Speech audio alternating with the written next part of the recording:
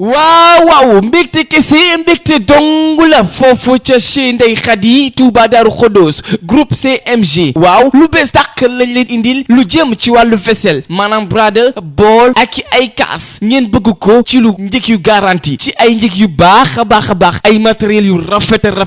lu baax ngeen ci bëggoon lu jëm ci wàllu ay tissu tissu boo leen ci bëgg doxantu leen foofu ca chez Ndeye Khady Touba Darou Khoudoss groupe CMG lu baax ngeen bëggoon ci décoration salon ci décoration chambre ay fauteuil yu confortable ay table ay montre yu rafet ngir sa salle mën a rafet ay fleurs ay bouquet fleurs ay table